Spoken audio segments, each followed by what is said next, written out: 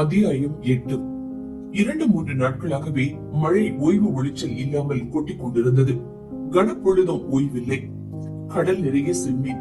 ஆனால் யாரும் கடலுக்கு செல்லவில்லை. கடல் ஏறி பாடுபட வேண்டியது மனித உயிர்தானே. குளிரோ தாங்க முடியாதபடி இருந்தது. மறுநாள் பொழுது புலர்ந்த போது ஒரு மட்டிலும் வானம் வெளுத்தது. அந்த தோணிகள் கடலுக்கு சென்றன. அன்று மீனும் ஏராளமாக கிடைத்தது.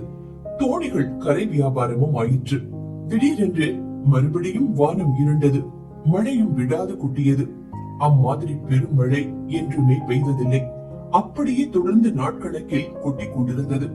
கிட்டங்கிகளில் கருவாடு தேங்கி கிடந்தது. இதற்கு மேலாக அரைக்குறையாய் காய்ந்த மீனும் நிறையவே இருந்தது.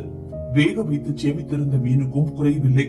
அழுகி போன பச்சை மீனோ ஒரு பக்கம் அம்பாரமாக குவிந்து கிடந்தது. எல்லாம் ஒன்றோடு ஒன்று கலந்து ஏக கதமமாய் கிடந்தன. கிட்டங்கிகளில் தாங்க முடியாத நஷ்டம் ஏற்படுவதற்கான அறிகுறிகள் அத்தனையும் தென்படலாயின. சாகரை பருவத்தின் துவக்க காலத்தில் வெயில் பளீர் என்று அடித்துக் கொண்டுதான் இருந்தது. அதோடு வானவெளியும் பளிச்சென்று இருந்தது. மொத்த வியாபாரிகளான சேட்டுகளின் ஆட்கள் வந்து போய் கொண்டிருந்தார்கள். அப்போதுதான் மழை என்ற துரதிருஷ்டம் பிடித்துக் கொண்டது. அதோடு பறைக்குட்டி மற்றொரு சிக்கலில் வேறு மாட்டிக்கொண்டு விட்டான். சேட்டு ஒரு பெரிய புகாரை கிளப்பி விட்டார். அவன் முதலில் அனுப்பி வைத்த சரக்கு நயமாக இருந்ததாம். மறுமுறை அனுப்பி வைத்ததோ காயாத சரக்காம். சேட்டு சொன்னார், இந்த பாரு, உன் வியாபாரம் நமக்கு வேண்டாம். தந்த பணத்தை திரும்ப தந்துரு. சரக்கு எடுத்துக்கிட்டு போய் சேரு. என்னதான் சொல்லியும் சேட்டின் மனம் மாறவில்லை. பறிக்குட்டி ஆலைப்புழையில் ஒவ்வொரு கடையாய் ஏறி இறங்கி பார்த்தான். ஒருவருக்கும் சரக்கு வேண்டாம். கிட்டங்கி நிறைய தேங்கி கிடக்கிறதாம் சரக்கு. காரியஸ்தர் பாச்சு பிள்ளையின் காலை பிடித்துக் கொண்டு பறிக்குட்டி கெஞ்சினான்.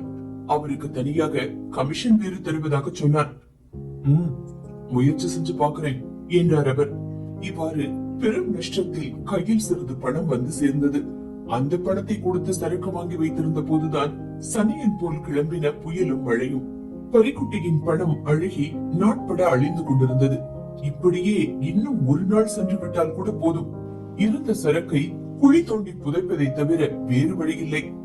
கடற்கரை களை இழந்து போய்விட்டது. ஒரு சில தோணிகள் கடலுக்கு சென்று வந்தன. ஏதோ கொஞ்சம் மீன் அகப்படும். குடிகளில் அது விற்பனையாகும். லாரிகள் வருவது அபூர்வம். வியாபாரிகளை பார்த்து விலை சொன்ன காலம் போய்விட்டது. அவர்கள் மதிப்பிடுகிற விலைக்கு சரக்கை கொடுக்கும்படி ஆகிவிட்டது. ஓட்டல்களிலோ வியாபாரம் என்பதே இல்லை. ஜவுளி கடைகளை சீண்டுவார் யாரும் இல்லை. வேர்க்கடலை விற்று கொண்டிருந்த பயல்களை கூட காணோம். இந்த பயங்கர நிலை என்றுதான் மாறப்போகிறதோ. அன்றாட வயிற்று கஞ்சிக்கு கூட திண்டாட்டமாகிவிட்டது. தோணி சொந்தக்காரர்களுக்கு விழி பிதுங்கிற்று. அதிலும் குறிப்பாக ராமன் குஞ்சு ரொம்பவும் திணறி போனான். அதோடு அந்த வருடம் அவனுடைய வியாபாரமும் கொழுக்கவில்லை. அவசிப்பு தான் கடனாக கொடுத்த பணத்தை திருப்பி கேட்டு நச்சரிக்க ஆரம்பித்து விட்டான். அவனுக்கு ராமன் குஞ்சுவின் சீனி தோணியின் மேல் ஒரு கண். கடற்கரையில் ராமன் குஞ்சுவுக்கும் அவசிப்புக்கும் பேச்சுவார்த்தை தடித்தது. பணத்தை இன்னும் ஒரு வார காலத்திற்குள் தந்து விடுவதாக ராமன் குஞ்சு சத்தியமிட்டு சொன்னான். செம்மன் குஞ்சுவை மனதில் நம்பிக்கொண்டு இதை சொன்னான் அவன். ராமன் குஞ்சு மறுபடியும் செம்மன் குஞ்சுவிடம் பணம் கேட்கலானான். அந்த தடவை கேட்ட மாத்திரத்தில் பணம் கொடுக்க செம்மன் குஞ்சு தயாராக இருக்கவில்லை. அவனுடைய தயக்கத்தை ராமன் குஞ்சுவும் புரிந்து கொண்டான். என்ன செம்மன் குஞ்சு, சங்கதியை மனசு விட்டு சொல்ல என்றான் ராமன் குஞ்சு. மிகவும் தயக்குவது போல் பாவனை செய்து கொண்டு பேசினான் செம்மன் குஞ்சு. நானும் ஒரு பிடி இல்லாம பணம் தந்துகிட்டு இருக்க முடியுமா? என்ன வேணும் சொல்ல. அத நான் சொன்னா நல்லா இருக்குமா? கடைசியில் மனதில் இருந்த எண்ணத்தை வெளியிட்டான் செம்மன் குஞ்சு. ராமன் குஞ்சு அவனுடைய சீனி தோணியை ஈடு வைக்க வேண்டும். சீனி தோணி செம்மன் குஞ்சுவின் கைக்கு வந்து சேர்ந்தது. அன்றும் அச்சு குஞ்சுவின் வீட்டில் ஒரே சண்டையும் சச்சரவும் தான். செம்மன் குஞ்சுவின் கையில் 1க்கு 2 தோணிகள் வந்துவிட்டன. நல்ல பெண் அச்சு குஞ்சுவை இடித்து பேசினாள். எதுக்கு நீயும் ஒரு மனுஷன்னு சொல்லிக்கிட்டு திரியிற? நீயும் சேர்ந்துதான் எல்லாத்தையும் பாலடிச்சு விட்ட.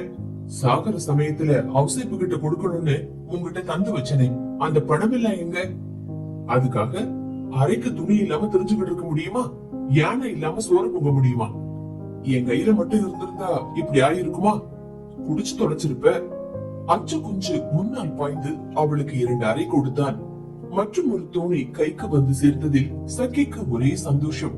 ஆனால் பறிக்குட்டியிடம் கணக்கு தீர்க்காமல் இருந்ததில் அவளுக்கு வருத்தம்தான். கருத்தம்மா வேறு அடிக்கடி நினைவூட்டிக் கொண்டிருந்தாள்.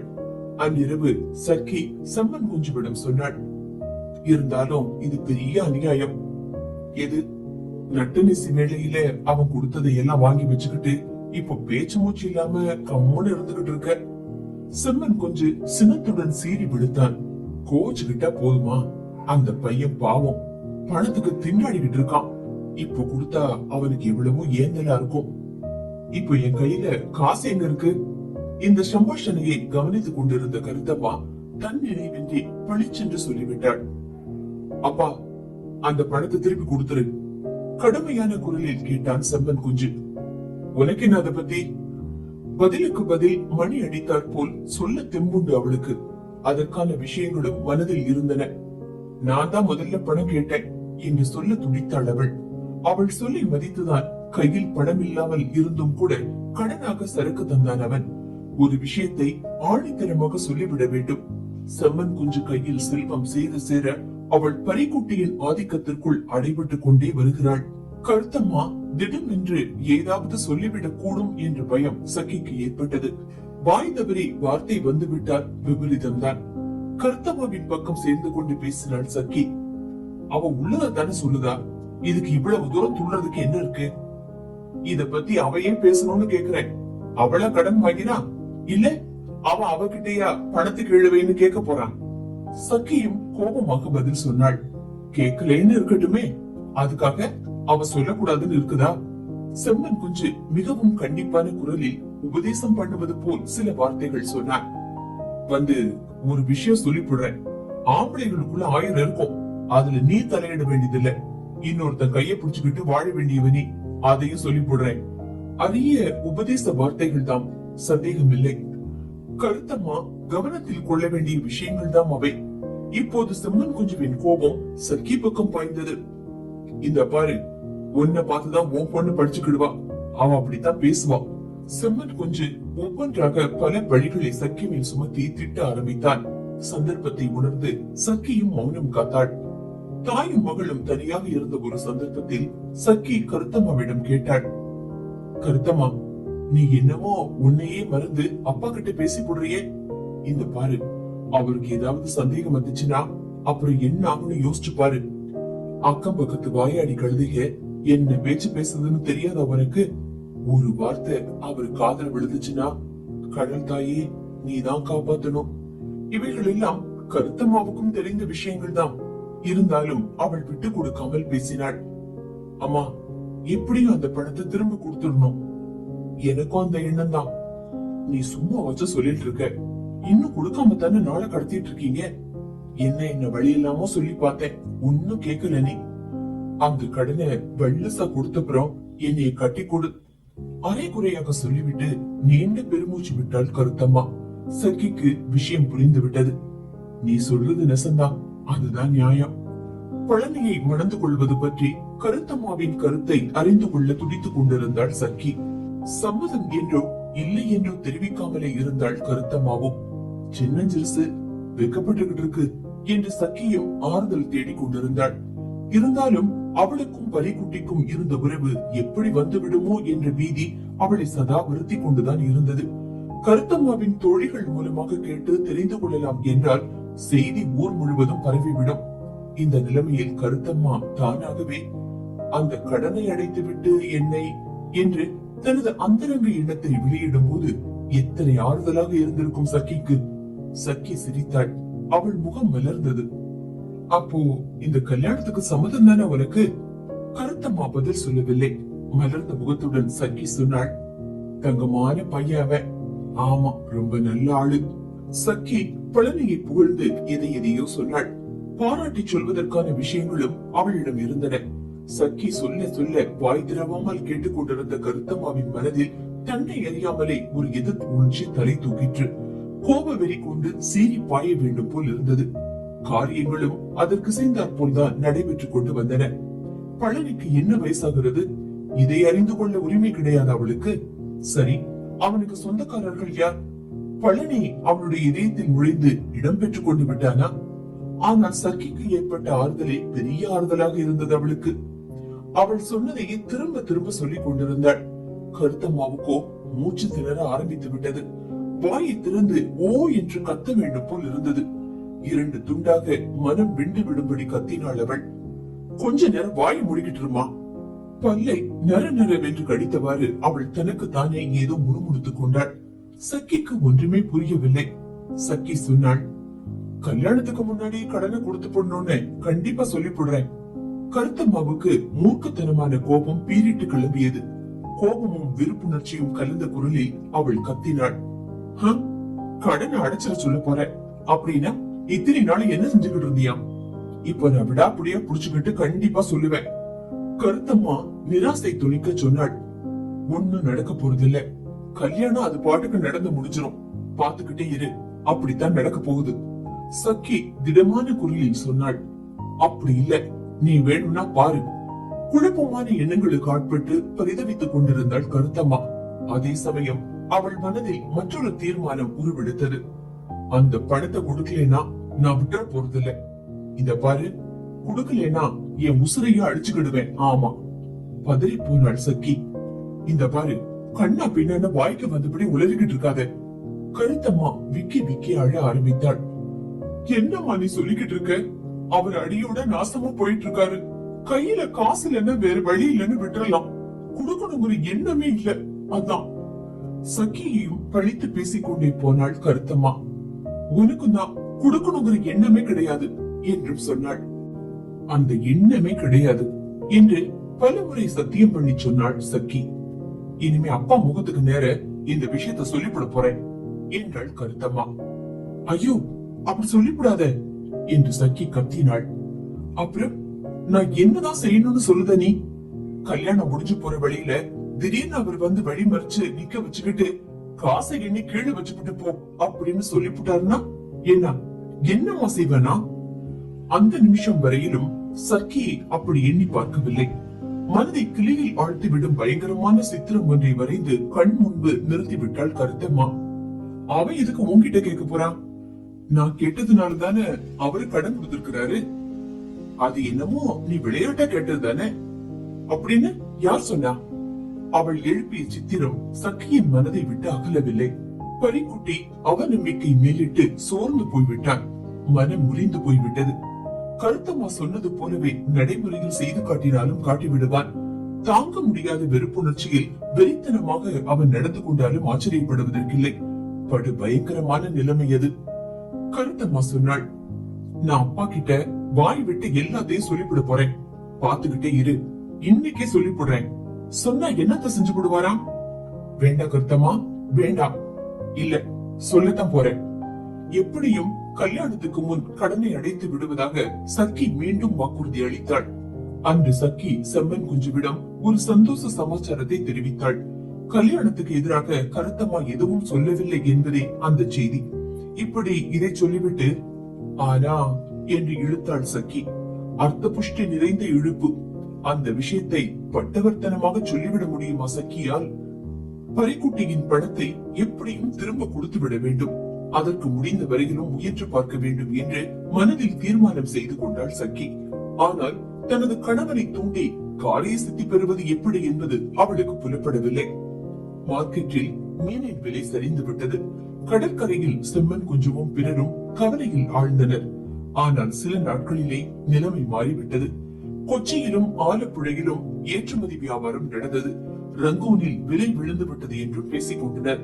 சரிபாதி விலைதான் கிடைக்கிறது என்று சேட்டுகள் குறைப்பட்டுக் கொண்டிருந்தனர். அதோடு ஒரு கப்பல் வேறு மூழ்கிவிட்டதாம்.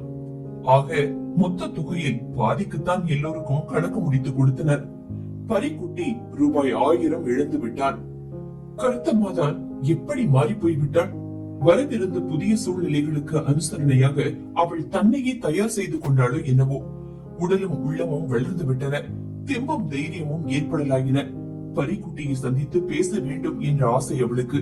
ஒரு சந்தர்ப்பம் பார்த்து கொண்டிருந்தாள். அவனிடம் எவ்வளவோ வாய்விட்டு சொல்ல எண்ணினாள். விஷயங்களும் மனதை அழுத்திக் கொண்டிருந்தன. ஒரு நாள் அவர்கள் இருவரும் சந்தித்துக் கொண்டனர். வேலையை ஒட்டி கருத்தம்மாவும் மறுபக்கம் பரிக்குட்டியும் நின்று கொண்டிருந்தனர். அவள் தான் பேச்சை துவங்கினாள். காரிய காரணமின்றி சிரிப்பை தூண்டும் பேச்சல்ல. அவள் கேட்டாள், வியாபாரம் ஒரே நஷ்டமா போயிடுச்சா? பேச்சு இப்படி ஆரம்பமாகும் என்று அவன் எதிர்பார்க்கவில்லை. அவன் எதுவும் பேசாமல் நின்று கொண்டிருந்தான். அவள் தொடர்ந்தாள். இப்படியும் கடனை திருப்பி தந்துடுவோம். நீ என்கிட்ட இருந்து கடன் ஒண்ணு வாங்கலையே என்றான் பரிக்குட்டி. இருந்தாலும் திரும்ப தர வேண்டிய பொறுப்பு எனக்கு தான். ஏன்? அப்படித்தான், கடனை தீர்த்து போட்டுதான். பேச்சு பூர்த்தியாகாமல் தடைப்பட்டு நின்றது.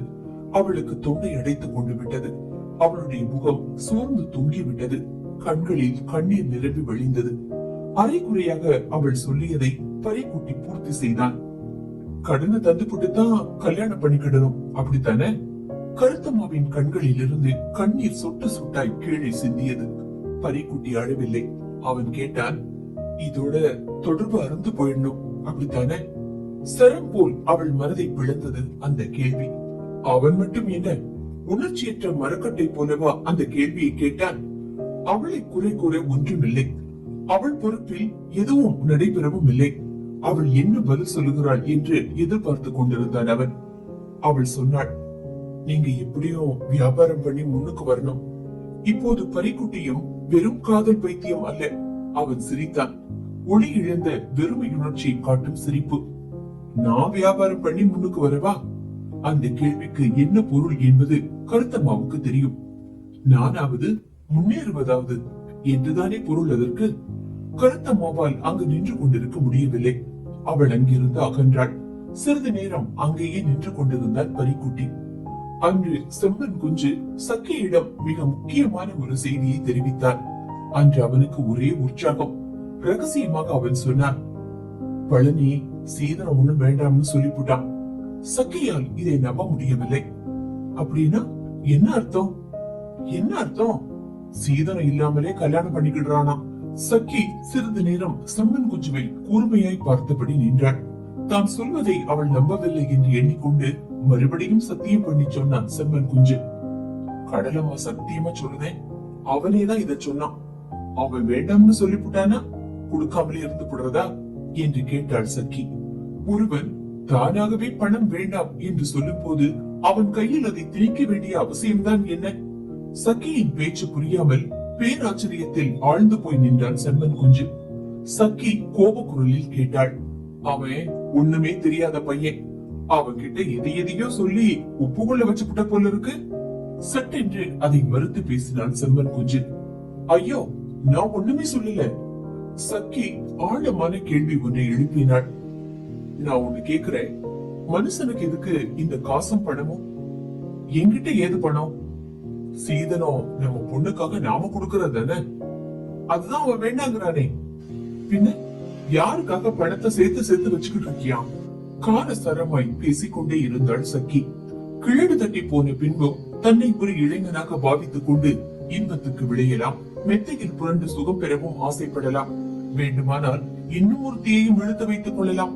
அதோடு எல்லாம் முடிந்து விட்டதா? மனித பிறவி எடுத்தவன் அதற்கு மேலாக செய்து முடிக்க வேண்டிய காரியங்கள் எத்தனை இருக்கின்றன. செம்மன் குஞ்சுவின் அதிகாரத்துக்கு பணிந்து விடாமல் சக்கி தொடர்ந்து சொன்னாள், ஒண்ணு மட்டும் ஞாபகம் வச்சுக்க, நானும் உன்னோட பாடுபட்டு தான் இதையெல்லாம் சேர்த்து வச்சுக்கிட்டு இருக்கேன். அவளுடைய கோபத்தை தணிப்பதற்காக பொய்ச்சிரிப்பு சிரித்தவாறு செம்மன் குஞ்சு சொன்னான், அதுக்கு என்ன இப்போ? நம்ம 2 பேருமா சேர்ந்து சந்தோஷமா இருந்தா போச்சு. எனக்கு மட்டும்தானா மெத்த தைக்கணுங்கிறது? உனக்காகவும் தான். சக்கிக்கு பிரமாதமான கோபம் வந்து விட்டது. அவளுடைய குரலும் வலுத்தது. சண்டை மூண்டு விஷயம் அக்கம் பக்கத்து வீடுகளுக்கெல்லாம் எட்டி விடுமோ என்று கூட பயந்தான் அவன். சண்டை வளர இடம் கொடுக்காமல் மெதுவாக அங்கிருந்து வெளியேறி சென்று விட்டான். கருத்தம்மா அங்கு வந்தாள். அம்மா, நீ எனக்கு சீதனம் ஒண்ணும் தர வேண்டாம் என்றாள். இந்த பாரு, சீதனம் ஒண்ணும் தராம உன்னை அனுப்பி வச்சா அது எனக்கு அவமானம் இல்லையா? உனக்கு சொந்தம்னு கையில 4 காசு இருக்கணும், பாத்துக்க. கருத்தம்மா சொன்னாள். போற இடத்துல சம்மந்தியும் இல்ல, மாமியாரும் இல்ல. அப்படிப்பட்ட இடத்துக்கு தானே அனுப்பி வைக்க போறீங்க, பின்ன என்னவா? சக்கையின் உள்ளத்தை தொட்டன அவ்வார்த்தைகள். யாருமே இல்லாத இடத்தில் அவளை தள்ளுவதாக இடித்து காட்டுகிறாளோ? அதுக்காக ஊர்க்காரங்க இல்லாம போயிட்டாங்களா? ஆமா, ஊர்க்காரங்க. என்ன எங்கேயாவது அனுப்பிச்சிட்டு போங்க, முதலாளிக்கு பணத்தை கொடுங்க, அது போதும். அவரு கையை தாழ்ந்து போயிட்டாரு. அணு அணுவா அவர் அழிச்சுப்பிட்டு நிம்மதியா காலம் தள்ளிப்பட முடியாது. எனக்கு சந்தோஷமா ஊரை விட்டு போகவும் முடியாது. அப்புறம் என் தலை மறைச்சதும் அந்த மனுஷன் உயிரையே விட்டு போடுவாரு. கருத்தம்மா தன் மனதில் இருந்த எண்ணங்களை எல்லாம் கொட்டி விட்டாள். இனிமேல் சொல்வதற்கு எதுவும் இல்லை. ஆனால் சக்கிக்கு எல்லாம் புரிந்து விடவில்லை. அவளுக்கு மட்டும் புரிந்திருந்தால் எத்தனை எத்தனை கேள்விகள் கேட்டு துளைத்திருப்பாள். அல்லது எல்லாம் சக்கிக்கு ஒருவேளை புரிந்திருக்கலாம். ஒரு தாய்க்கு தன் மகளின் இதய காதலை தெரிந்து கொள்வது சுலபமாக கைவரக்கூடியதாகவே இருக்கலாம். எல்லாவற்றையும் புரிந்து கொண்டுதான் மௌனம் சாதிக்கிறாளோ என்னவோ.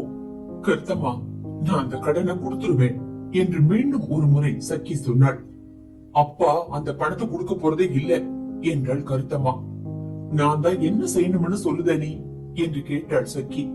செம்மன் கொஞ்சம் பணம் வைத்திருக்கும் இடத்திலிருந்து திருடியாவது கொடுக்க வேண்டும் என்று அவள் சொன்னாள். செம்மன் கொஞ்சம் கண்டுபிடித்து விட்டால் கொலை கூட நடந்துவிடும். அவ்வளவு துணிச்சல் சக்கிக்கு இல்லை. ஒரு நாளும் அவள் அதை செய்ததும் இல்லை. உனக்கு பயமா இருக்குதோ என்று கேட்டாள் கருத்தம்மா. உண்மையிலேயே பயம். முன்னொரு முறை திட்டம் போட்டு கூட செய்ய துணியாததற்கு அதுதான் காரணம். சாகரை பருவ காலத்தில் பணம் செழிப்பாக வந்து கொண்டிருந்தது. அப்போதெல்லாம் ஒவ்வொரு நாளும் கொஞ்சம் கொஞ்சமாக எடுத்து வைத்திருந்தால் யாரும் தெரிந்து கொள்ள முடியாது. கருத்தம்மா தாய்க்கு உற்சாகம் ஊட்டினாள். சக்கிக்கும் அந்தரத்தில் அந்த எண்ணம் இருந்ததால் அது நல்ல தூண்டுதலாக அமைந்தது. விடிவெள்ளி எழுகையில் செம்மன் குஞ்சு கடலுக்கு சென்று விடுவான். அன்று தாயும் மகளுமாக பெட்டியை திறந்து ஒரு சிறு தொகையை அப்புறப்படுத்தி வைத்துக் கொண்டனர். அன்று பூராவும் பயந்து செத்துக் கொண்டிருந்தனர் இருவரும். அன்று அவன் கொண்டு வந்த பணத்தை பெட்டியில் வைத்து பூட்டிய சக்கி வழக்கத்துக்கு மாறாக ஒரு கேள்வியை கேட்டாள். இன்னைக்கு பங்கு எவ்வளவு கிடைச்சது? செம்மீன்னா எல்லா பயில்களும் வேண்டாங்கிறான். அது சரி, இன்னைக்கு என்ன கிடைச்சதுன்னு கேக்குறேன். உனக்கு எதுக்கு தெரியணுமா அது? அத்துடன் பேச்சு நின்றது. தாயும் மகளுமாக சேர்ந்து கொண்டு ஒவ்வொரு நாளும் கொஞ்சம் பணத்தை தனியாக எடுத்து வைத்துக் கொண்டனர். ஒரு நாள் செம்மன் குஞ்சு பணத்தை எண்ணி கணக்கு பார்க்க ஆரம்பித்தான். வயிற்றை கலக்கிற்று கருத்தம்மாவுக்கும் சக்கிக்கும். பெட்டியை பூட்டிவிட்டு அவன் எழுந்த பிறகுதான் இருவராலும் மூச்சு விட முடிந்தது. நல்ல வேளை கண்டுபிடிக்கப்படவில்லை. அம்மா, இப்போ கையில எவ்வளவு பணம் இருக்கு என்று கேட்டாள் கருத்தம்மா. நாட்கணக்காக எடுத்தும் 70 ரூபாய் வரையிலும் தான் சேர்ந்திருந்தது. கைவசம் இருந்த கருவாடும் 20 ரூபாய் பெறும். தொகை சொற்பமானதாக இருந்தாலும் கூட இருக்கிற பணத்தை பறிக்குட்டியிடம் கொடுத்து விடுவது என்று இருவரும் முடிவு செய்து கொண்டனர்.